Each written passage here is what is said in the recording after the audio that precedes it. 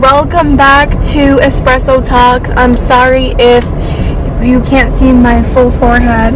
I spent 10 minutes trying to adjust it, and well, quite frankly, it's not going to work out in my favor. So today I do have my coffee, of course, and it's double shot espresso. Yeah, I was going to say quad shot. No quad shot today, with vanilla creamer. So that's literally all we have. But anyways, so I was in Texas for a couple of weeks.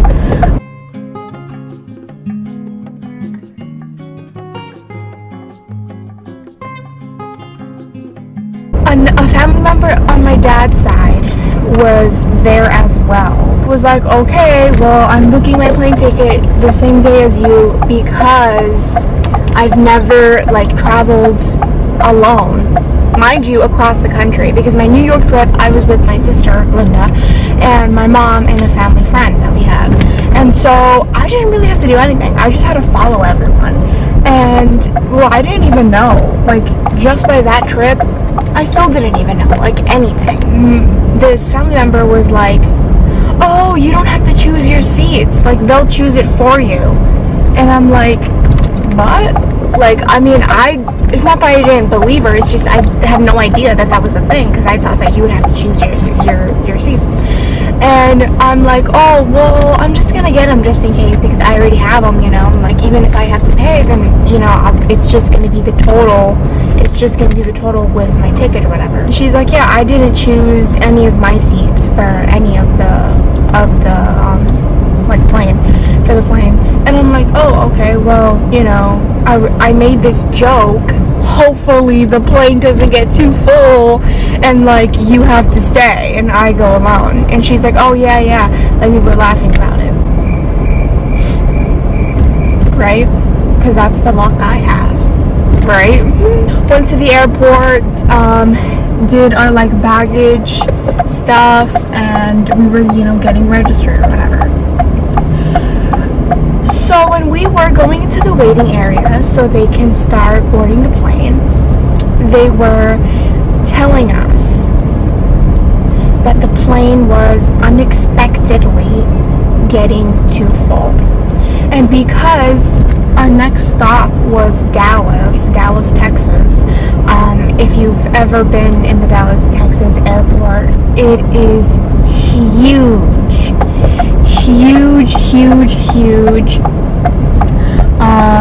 It was, and I guess I didn't really know that. I only ever heard that it was humongous.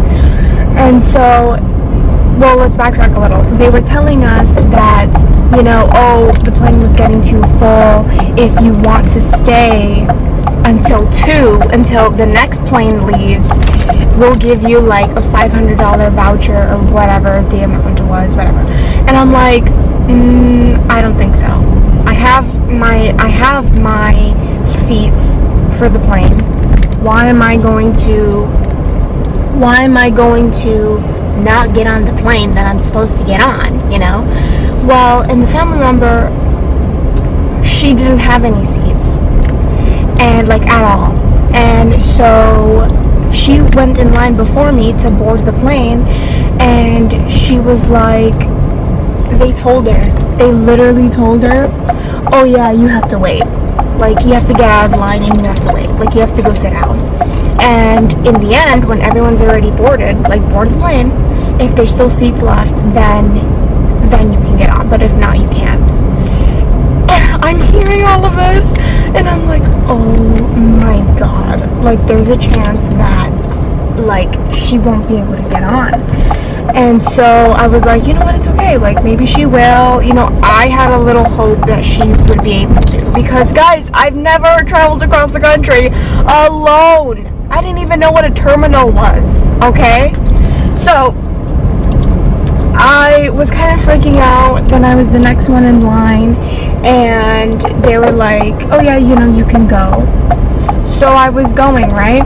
I had one carry-on, and usually for the carry-ons, you put it above your head, right? Well, the people took my carry-on before I got on the plane, and I'm like, what the heck? They put like this red tag on it, and I'm like, what the heck? I was freaking out about that, and I was also freaking out because she might have not been able, like, she won't, like, maybe she won't even be able to get on. Like, what the am I gonna do, you know?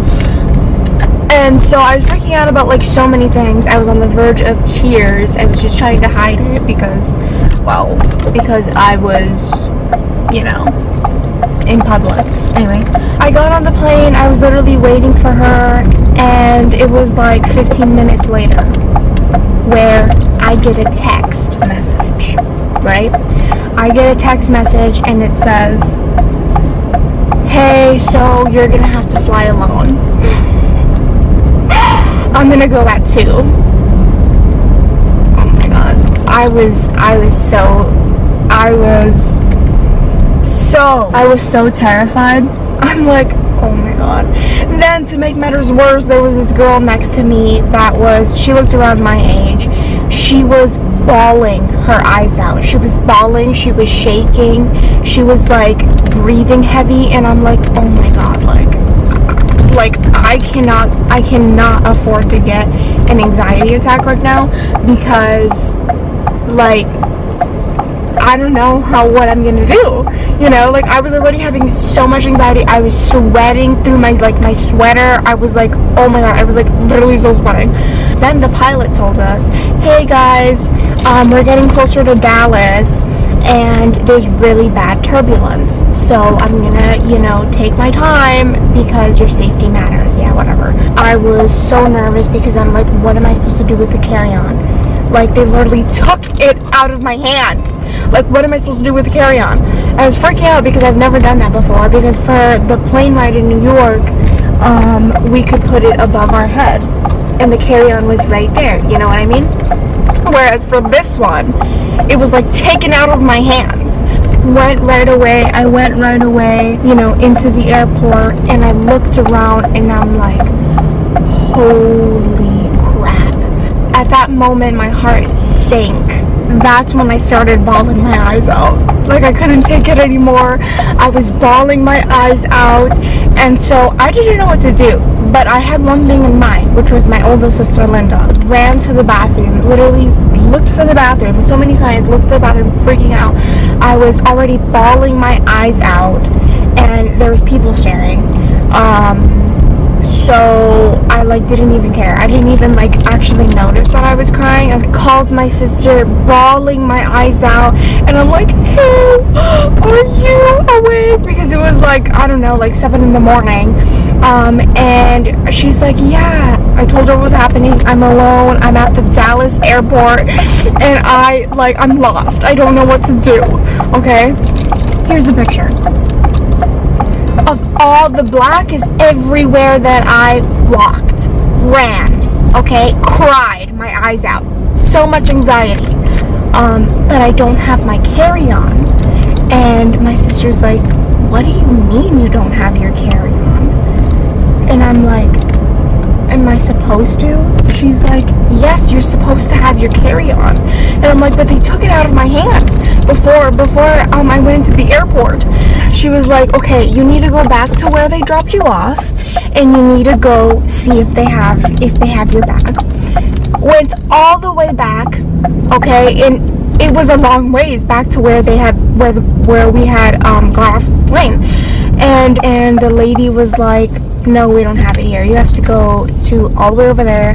Can't even remember the letters, and you have to ask for your bag there. It should be there. I went to that gate, and I'm like, hi, you know, told them the story of my life, first time traveling, sorry, don't mind the tears, like casually wiping them off. And I was like, I need my bag. Oh, we don't have it here. You don't get your bag here.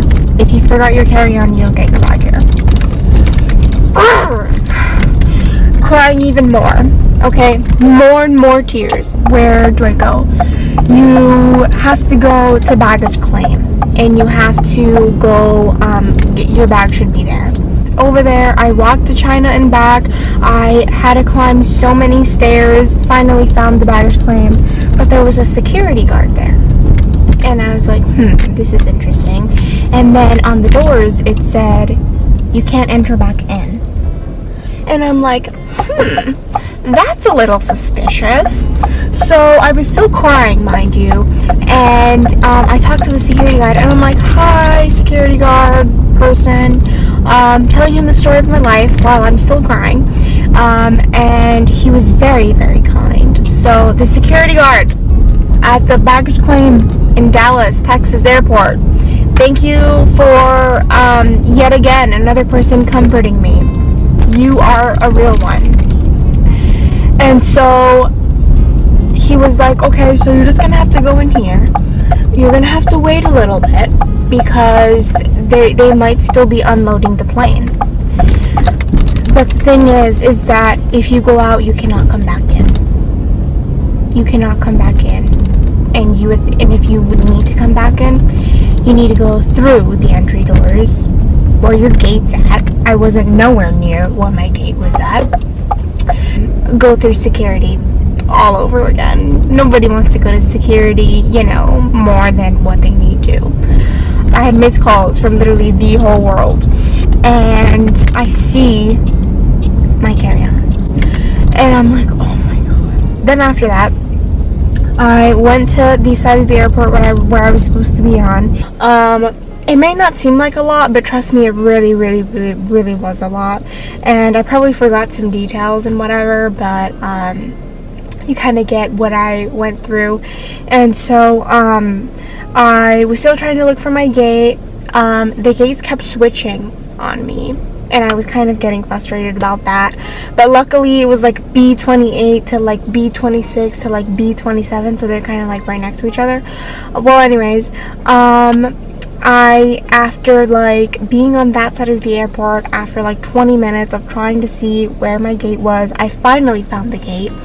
And then I found a Starbucks, and I thought that would make me feel better, but the ladies were actually rude there. So it didn't make me feel any better. Actually, it just kind of made me feel worse. And so I grabbed my Starbucks and I went back to the gate. Now I know what gates and terminals and the flight times are. Like now I know everything, actually. So I can travel across the country alone again, and I actually will. It's not going to be it's not going to be my last time going on a plane. I can be your example if you've ever been through something like this, or if you are going to go through something like this and you don't know yet. It's okay. Because I pretty much cried, had a very huge mental breakdown in front of the whole city of Dallas, Texas. So Dallas, Texas, you now own me, okay? Yeah, so that was pretty much everything that I had to tell you. That was my experience coming back to, unfortunately, coming back to North Dakota. I hope you enjoyed laughing about my trauma. If you laughed, I hope you enjoyed learning about my trauma. Subscribe if you want to hear more. And thank you for watching. Bye. Adios. Barely even knew where my carry-on was. Like, I lost my carry-on in the Dallas airport. Okay?